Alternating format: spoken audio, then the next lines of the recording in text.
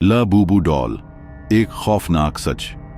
तुम यकीन मानोगे नहीं, लेकिन मैं जो बताने वाला हूं वो बिल्कुल सच है।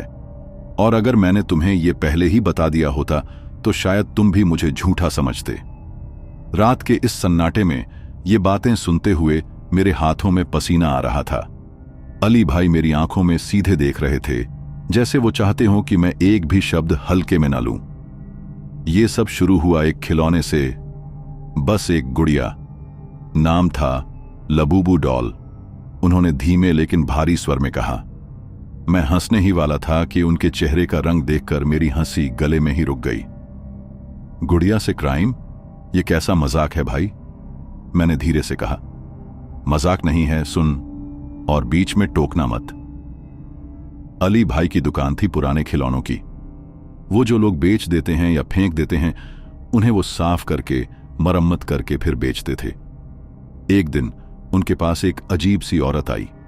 उम्र 50 के आसपास, चेहरा थका हुआ, आंखों के नीचे काले घेरे, जैसे कई रातों से सोई न हो। उसने बिना ज्यादा कुछ बोले एक थैले से वो लाबूबू डॉल निकाली और कहा, इसे रख लो, फ्री में, बस इसे अपने घर मत रखना। अली भाई को अजीब लगा। ये इतनी अजीब गुड़िया कौन फ्री में देता है? गुड़िया का चेहरा देखकर मैं भी सिहर गया।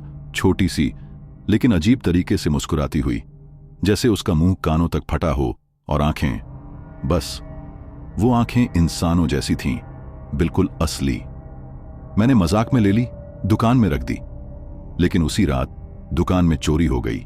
और अजीब बात ये, सीसीटीवी फुटेज में साफ दिख रहा था कि चोर अंदर आते ही चीख कर गिर पड़ा, और वहां शेल्फ से नीचे लबूबू डॉल अपने आप गिरकर उसके पास लुढ़क आई थी। यहीं से सब गड़बड़ शुरू हुई। अली भाई ने गहरी सांस ली। पुलिस आई, केस दर्ज हुआ, लेकिन वो चोर अगले दिन मर गया। कैसे? मैंने पूछा। उसके गले में चोट के निशान थे, जैसे किसी ने बहुत कसकर पकड़कर दबाया हो। पुलिस ने यह सब अजीब कहकर नजरअंदाज कर दिया, लेकिन अली भाई ने नोटिस किया गुड़िया की उंगलियों पर लाल रंग के धब्बे थे, जो अगले दिन गायब हो गए। फिर दुकान में एक और हादसा हुआ। एक बच्चा आया जिसने गुड़िया खरीदने की जिद की। अली भाई ने मना किया, लेकिन उसकी मां ने पैसे थमा दिए। गुड़िया घर जाते ही उसी रात वो बच्चा बेहोश हो गया। अस्पताल में पता चला कि उसके शरीर पर छोटे छोटे काटने के निशान थे, जैसे किसी ने दांत से काटा हो। तू सोच भी नहीं सकता सीसीटीवी में क्या दिखा। अली भाई ने कांपते हुए कहा। बच्चा सो रहा था और कमरे के कोने में रखी लाबूबू डॉल का सिर धीरे धीरे उसकी तरफ मुड़ रहा था, और फिर वो अपने आप हिलने लगी।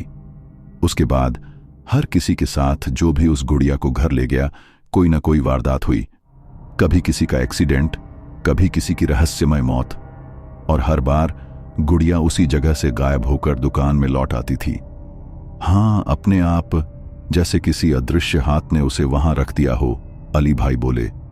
मैंने डर कर पूछा, तो तूने पुलिस को क्यों नहीं दी? अली भाई का चेहरा सख्त हो गया। पुलिस को दी थी। 2 दिन बाद केस संभालने वाला इंस्पेक्टर अपने घर में मृत मिला, और उसके बेड के पास वही गुड़िया थी। अब मामला सीधा सीधा क्राइम से जुड़ गया था। लेकिन ये क्राइम इंसान कर रहा था या वो गुड़िया, ये समझना नामुमकिन था। मैंने अली भाई से पूछा, क्या तुझे पता है ये गुड़िया कहां से आई थी? उन्होंने सिर हिलाया। मैंने ढूंढने की कोशिश की, उस औरत को फिर से खोजा, लेकिन पता चला वो महीनों पहले अपने पति के मर्डर केस में जेल गई थी। और अजीब बात, मर्डर के दिन गवाहों ने कहा था कि उन्होंने उसके घर में एक हंसती हुई अजीब गुड़िया देखी थी। अली भाई के मुताबिक लाबूबू डॉल महज एक खिलौना नहीं थी, वो एक सीरियल किलर की आत्मा का ठिकाना थी, जो पहले इंसान था और जिसे कई साल पहले फांसी दी गई थी। उसकी आखिरी ख्वाहिश थी, मैं मरूंगा नहीं, मैं खिलौनों के बीच जिंदा रहूंगा। कहानी अब और डरावनी होने लगी थी। अली भाई ने कहा, एक रात मैंने तय किया कि इसे खत्म करना पड़ेगा। मैं इसे जलाने ले गया, लेकिन जैसे ही आग लगाई, मेरे घर के सारे शीशे टूट गए और मेरे मोबाइल पर एक अनजान नंबर से मैसेज आया, तू मुझे जला नहीं सकता, मैं देख रहा हूं। अली भाई की आंखों में अब डर नहीं था, बल्कि वो गुस्से में थे। अब मैं इसे खत्म करके ही दम लूंगा, लेकिन शायद उसके पहले तू ये सुनकर डर चुका है, उन्होंने कहा। मैंने उनकी तरफ देखा और मेरे गले से आवाज नहीं निकली, क्योंकि उनके पीछे दुकान के कोने में लाबूबू डॉल खड़ी थी। लाबूबू डॉल, सच का अगला डरावना चेहरा मैं उस गुड़िया को देख रहा था, लेकिन समझ नहीं पा रहा था कि वो वहां आई कैसे। मेरे होंठ सूख गए थे। अली भाई, ये यहां कैसे? अली भाई ने बिना पीछे देखे बस इतना कहा, मैंने इसे 3 दिन पहले एक बंद डिब्बे में ताले लगाकर पुलिस स्टेशन के गोडाउन में जमा किया था। उनकी आवाज में कंपी थी। तो फिर ये यहां कैसे? मैंने फिर पूछा। अली भाई धीरे धीरे पलटे और उनकी नजर जैसे जम गई। ये हंस रही है? हाँ, वो हंस रही थी। उसकी छोटी सी फटी सी मुस्कान अब पहले से चौड़ी थी और उसकी आंखें सीधी मेरी आंखों में थीं। अब सुन, जो मैं तुझे बताने वाला हूं वो इस गुड़िया के बारे में सबसे खतरनाक सच है, अली भाई ने कहा। उन्होंने अपनी जेब से एक पुरानी फाइल निकाली, अखबार की कतरने, पुलिस रिपोर्ट और कुछ तस्वीरें। इनमें एक नाम बार बार आ रहा था, रजा इलियास। रजा इलियास, एक बदनाम सीरियल किलर जिसने 80 के दशक में 11 बच्चों और 3 बड़ों की हत्या की थी। पुलिस ने उसे पकड़ लिया और फांसी दे दी, लेकिन फांसी से पहले उसने जेल में एक बयान दिया था, मैं खिलौनों में जिंदा रहूंगा, मैं सबको ढूंढ लूंगा। फांसी के अगले ही दिन रजा के गांव में एक अजीब हादसा हुआ। एक लड़की ने अपने भाई को गला दबाकर मार दिया। पूछताछ में उसने कहा, भाई ने मेरी गुड़िया छीन ली थी। गुड़िया ने कहा कि उसे मार दो। वो गुड़िया लाबूबू डॉल के जैसी ही थी। मुझे पक्का यकीन है ये वही गुड़िया है और ये उसी की आत्मा से भरी है, अली भाई बोले। लेकिन भाई, ये क्राइम कैसे कर सकती है? मैंने डरते डरते पूछा। करती नहीं, करवाती है। इंसानों को अपने काबू में ले लेती है। तभी दुकान का दरवाजा अपने आप खुला। बाहर कोई नहीं था, लेकिन ठंडी हवा अंदर आई और गुड़िया गिर पड़ी। अली भाई ने झट से उसे उठाया, लेकिन तभी उसके होंठों से खून टपकने लगा। ये खून कहां से? मैं चीख पड़ा। अली भाई ने मेरी आंखों में देखा, ये अभी अभी किसी को मारकर आई है। हम दोनों डर और हैरानी में थे। तभी मेरा फोन बजा। नंबर अनजान था। मैंने रिसीव किया। अली को कहो वो अगला है। आवाज इतनी ठंडी थी कि मेरी रूह कांप गई। तू भाग यहां से, अली भाई बोले, ये तुझे भी अपने खेल में खींच लेगी। लेकिन मैं नहीं भागा। मैं जानना चाहता था कि ये गुड़िया आखिर चाहती क्या है। हमने तय किया, आज रात इसका पीछा करेंगे। रात के 12 बजे हम दुकान में अंधेरे में बैठे थे। अचानक गुड़िया शेल्फ से कूदी अपने आप और दरवाजे की तरफ लुढ़कने लगी। हमने उसका पीछा किया। वो हमें शहर के पुराने हिस्से में ले गई, जहां टूटी फूटी हवेलियां थीं। वो एक बंद मकान के दरवाजे पर रुक गई। अली भाई बोले, ये रजा इलियास का घर है। हम अंदर गए। हर जगह खून के पुराने धब्बे और दीवारों पर बच्चों की टेढ़ी मेढ़ी पेंटिंग्स। अचानक हमें एक कमरे से आवाज आई, तुम भी खिलौना बनोगे। हमने टॉर्च मारी। गुड़िया वहां नहीं थी। उसकी जगह एक आदमी खड़ा था, चेहरा अंधेरे में, लेकिन आंखें लाल और हाथ में खून से भरी छुरी। वो हमारी तरफ बढ़ा और जैसे ही टॉर्च की रोशनी उसके चेहरे पर पड़ी, वो चेहरा रजा इलियास का था। लेकिन कैसे? वो तो मर चुका था। अली भाई ने फुसफुसाकर कहा, ये इंसान नहीं, ये उसी गुड़िया में कैद आत्मा का रूप है। वो झपटा और हम भागे। हवेली के बाहर पहुंचकर पीछे मुड़े। कोई नहीं था, लेकिन हमारे पैरों के पास लाबूबू डॉल पड़ी थी। उसकी आंखों से अब आंसू बह रहे थे, लेकिन लाल रंग के, खून जैसे।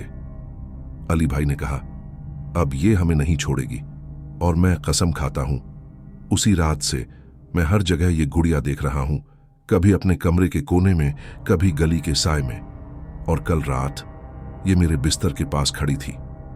अगर तुम ये सुन रहे हो तो शायद अब ये तुम्हारे पास भी आ सकती है, क्योंकि लाबूबू डॉल अपने अगले खेल के लिए कभी भी किसी को चुन लेती है। तुम समझ नहीं रहे, ये अब हमें नहीं छोड़ेगी। अली भाई की आंखें लाल हो चुकी थीं। वो थक चुके थे, डर चुके थे, लेकिन फिर भी हार मानने को तैयार नहीं थे। मैंने कहा, पुलिस के पास चलते हैं, शायद वो। अली भाई ने बीच में ही रोक दिया। पुलिस? ये पहले भी हो चुका है और जो भी पुलिस वाले इसके करीब गए वो या तो पागल हो गए या मर गए। उस रात मैं अपने घर लौट आया, लेकिन नींद आंखों से कोसों दूर थी। लगभग 3 बजे मेरे मोबाइल में वीडियो कॉल आने लगी। कोई नंबर नहीं दिख रहा था, बस स्क्रीन पर लबूबू डॉल का चेहरा था। वो धीरे धीरे अपना सिर घुमा रही थी और फिर स्क्रीन काली हो गई। मैंने तुरंत अली भाई को फोन लगाया। ये मेरे पास भी आ गई है। उधर से सिर्फ एक ठंडी आवाज आई, कहाँ था ना, अब देर हो चुकी है। अगली सुबह मैं दुकान पहुंचा, लेकिन वहां सन्नाटा था। दरवाजा खुला था और अंदर हर चीज बिखरी हुई थी। काउंटर के पीछे खून से सना हुआ हथियार पड़ा था और जमीन पर अली भाई की लाश। उनके चेहरे पर डर जमे हुए था, जैसे उन्होंने अपनी आखिरी सांस उसी वक्त ली हो जब कुछ बेहद भयानक देखा हो। उनके हाथ में एक नोट था, ये इंसान नहीं है, इसे सिर्फ वहीं खत्म किया जा सकता है जहां इसका जन्म हुआ था। मैं कांपते हुए उस नोट में लिखे पते की तरफ बढ़ा। वो जगह थी मलकापुरा कब्रिस्तान, शहर के बाहरी हिस्से में, जहां दशकों से कोई नहीं गया था। रात को मैं टॉर्च और एक लोहे का हथौड़ा लेकर वहां पहुंचा, लेकिन जैसे ही मैं अंदर गया मुझे बच्चों की हंसी सुनाई देने लगी और फिर वो हंसी चीखों में बदल गई। एक पुरानी कब्र के पास लबूबू डॉल बैठी थी। उसके पास एक लकड़ी का बक्सा था जिस पर खून से लिखा था, मेरा घर। मैंने हथौड़ा उठाया, लेकिन तभी किसी ने मेरा हाथ पकड़ लिया। वो रजा इलियास था, या कहो उसकी आत्मा। उसकी आंखें जल रही थीं और वो गुर्राया, तू सोचता है मुझे खत्म कर देगा? मैं खिलौनों में अमर हूं। मैंने पूरी ताकत से हथौड़ा गुड़िया पर मारा, लेकिन वो टूटने के बजाय चीखने लगी। उस चीख से पूरा कब्रिस्तान हिल गया। रजा गायब हो गया, लेकिन दर्जनों लबूबू डॉल मेरे चारों तरफ आ गईं, सबकी आंखें मेरी तरफ। मैं भागा, लेकिन बाहर निकलते ही मेरे रास्ते में एक पुलिस वैन आकर रुकी। अंदर से इंस्पेक्टर उतरे और बोले, हम महीनों से इस केस में थे, अब हमें भी पता है कि ये इंसान नहीं है। उन्होंने गुड़िया को उठाया और बोला, इसे सबूत के तौर पर ले जा रहे हैं। लेकिन उनके जाते ही मैंने देखा, गुड़िया ने अपनी गर्दन धीरे धीरे मेरी तरफ घुमाई और मुस्कुरा दी। उस रात खबर आई वो इंस्पेक्टर अपने घर में मरा पाया गया और उसके बगल में लाबूबू डॉल। मैंने अब ठान लिया है, या तो मैं इसे खत्म करूंगा या ये मुझे खत्म करेगी। लेकिन अगर तुम ये कहानी सुन रहे हो तो याद रखना, अगर कहीं तुम्हें ये छोटी सी अजीब सी मुस्कुराती गुड़िया दिखे तो भाग जाना, क्योंकि ये खिलौना नहीं, एक कातिल है। अली भाई की मौत के बाद मेरे पास 2 ही रास्ते थे, या तो इस सब से भाग जाऊं या फिर इसका अंत करूं। लेकिन मैंने जल्दी समझ लिया कि भागना कोई हल नहीं है, क्योंकि लाबूबू डॉल जिसे चुन लेती है उससे कभी पीछा नहीं छोड़ती। मैंने पुलिस की मदद लेने की ठानी, भले ही पहले कई पुलिस वाले मारे जा चुके थे। थाने पहुंचा तो वहां इंस्पेक्टर सिंह मिले, 40 साल के, रौबीले, लेकिन आंखों में थकान थी। मैंने उन्हें पूरी बात बताई। वो चुपचाप सुनते रहे और फिर बोले, तुम सोचते हो हमें इसके बारे में पता नहीं? ये केस हमारे पास पिछले 10 साल से है और जो भी इसके करीब गया लौटकर नहीं आया। उन्होंने दराज से एक पुरानी डायरी निकाली। ये डायरी रजा इलियास की है। फांसी से पहले उसने इसमें लिखा था कि उसकी आत्मा को खिलौना रिवाज से बांधा गया है। मैंने पन्ने पलटे, अंदर बच्चों के खून से लिखी अजीब आकृतियां और एक मंत्र जिसमें लिखा था, जब तक गुड़िया का दिल साबुत रहेगा मैं जिंदा रहूंगा। दिल? इंस्पेक्टर सिंह बोले, हां, इस गुड़िया के अंदर असली दिल है, किसी इंसान का, और वो दिल ही इसे ताकत देता है।